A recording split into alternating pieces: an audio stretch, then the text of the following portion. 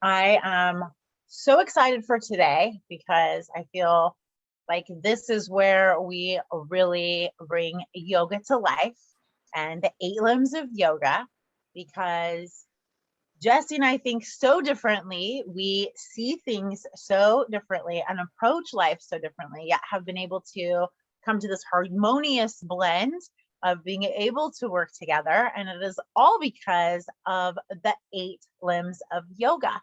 I'm Stella, yoga teacher, Reiki master, combo practitioner, and feel so excited to be here today. Welcome to Demystify Yoga, everybody. I'm Jessi. I'm an athlete, an artist, Pilates instructor, yoga teacher. And today we're talking about how to yoga. That's really what we're talking about. And Stella is right. Me and Stella we work together, but we work very differently. You know, we think different things, we like different things, but we are both committed to this yogic path, and that applies in all areas of our life. It's not just asana on the yoga mat. It's our relationship with each other and continuing to work on ourselves and work on our relationships. And that's how to yoga. That's how to yoga. So today we're going to give you the 4 awesome tips for how to yoga on and off of the mat using these 8 limbs, because sometimes like how to breathe, how to be a nice person, how to take care of yourself, how to move, how to tune out, tune in, how to find the union. That's all great. And we do have videos on that as well. But like, how can we apply these things like this yogic, this 8-limbed path, right, into very applicable daily, our practical spirituality and our fun, functional, conscious movement. Yeah, and if you don't know what the 8 limbs are, we talked about that a couple days ago in our Yoga Sutras chat. The 8-limb path is the outline of what is yoga, and it's outlined in the sutras. And each limb is an important part of how to yoga. Mm-hmm. Yeah. Should we go into our 4 tips? Let's go into these 4 tips. How to yoga. So the first one is just to not judge. And I know for me personally, like when I really started practicing this, I found out that I was just judging everything all of the time, right? And it's not good or bad or right or wrong. It's just this observation in myself. Like I'm not just judging like the outer appearance, but how people do things, how I'm doing things, right? And when we start to remove that and understand that everything that we're doing is for our own soul's journey, and everything that everybody else is doing is for their own soul's journey, and that is totally okay, that we're just all on different paths, or we're going to get there in different ways, different times, you know. But whoa, what a difference. And that like veil of criticism, that like voice in our head that's constantly like judging, criticizing, whether it's to self or others. As soon as you become aware of that voice and then make a conscious effort to identify and then not let it run your life, it frees you up so much for so much connection. And it doesn't mean you agree. It doesn't mean that I agree with the way people are doing things, or it doesn't mean that I don't get mad at upset at myself for doing something, but letting the judgment off. It's a layer of heaviness, of density in your life you don't need anymore. Right. And that's what leads us to our second tip, which is how to set boundaries. And I feel like this is used a lot right now, right? But how do I set boundaries? And the thing is that your boundaries can change. Like your boundaries can change all the time, because your boundaries are just like what you like and what you don't like. And again, I think that boundaries too, a lot, because I think that's kind of like you said, it's kind of thrown around a little bit, and it can be very kind of foggy of like, what are my boundaries? I don't know. But I think a good way to think about it is your energy. Like your energy is precious. And so you're setting boundaries around your energy expenditure. Where are you? And you judging is that's energy being sent, right? And so you have to think of it like that. Like, how am I setting one of my not judging, trying not to judge and be so critical, is me protecting, setting healthy boundaries around my energy.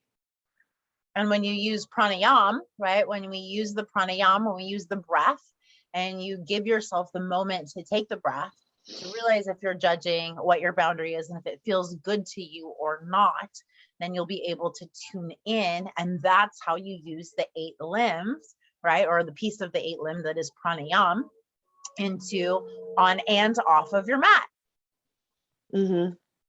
Yeah, I had a discussion with a client the other day, and they were asking, like, what do I do? Like, I find myself, like, I'm sitting at my desk, I'm so focused on my work, whatever I'm doing, and then I realize, like, I haven't breathed. And of course they're breathing, but their body gets so tense because they're so hyper focused on what they're doing. And the question was, how do I become more aware of my breath? And what I said was, you have to take an intentional pause out of your day to take a breath.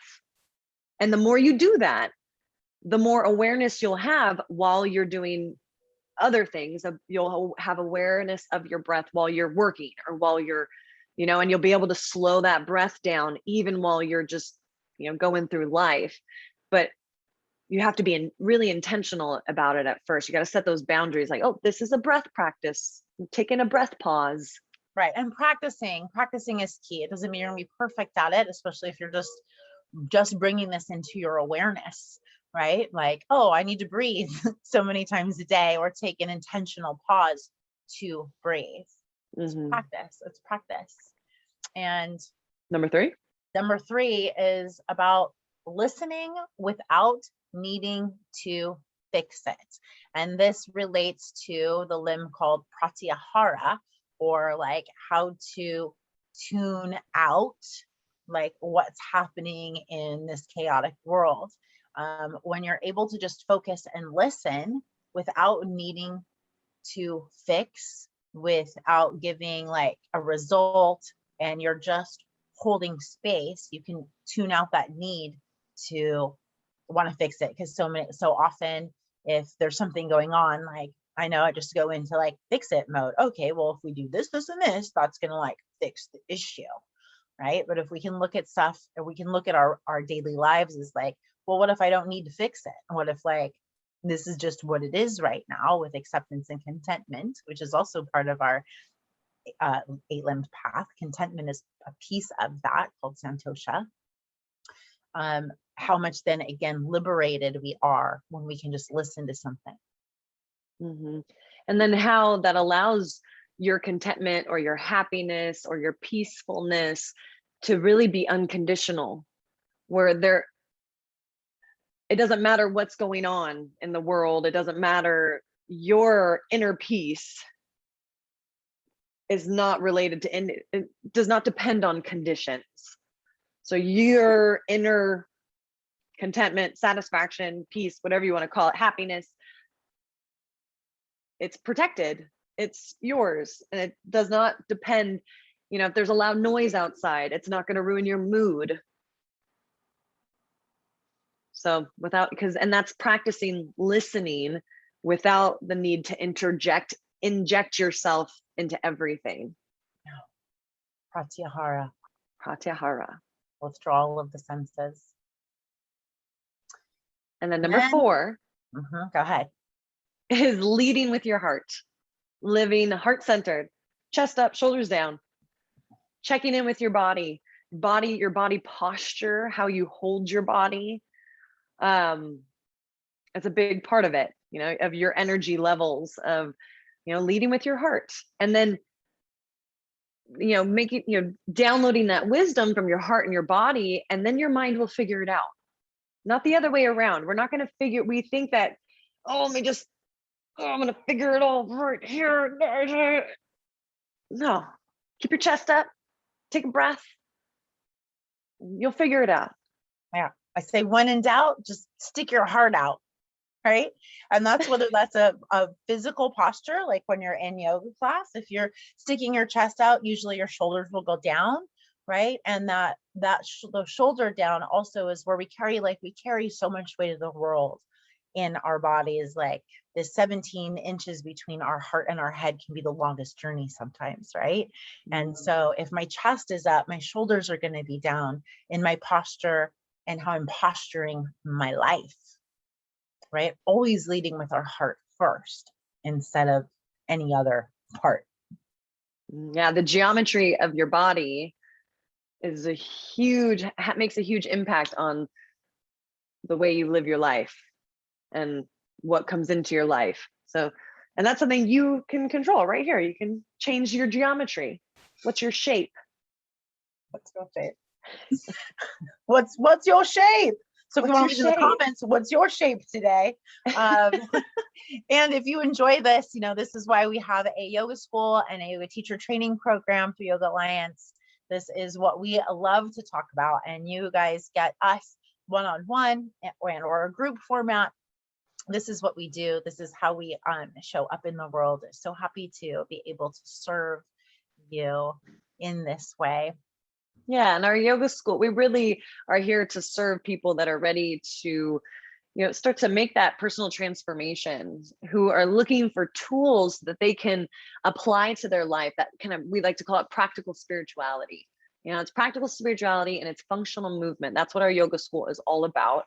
And how do we use those tools, this hatha yoga, the tool of yoga, and apply it to our lives so that we can live a life feeling satisfied and fulfilled, peaceful, energized, vital.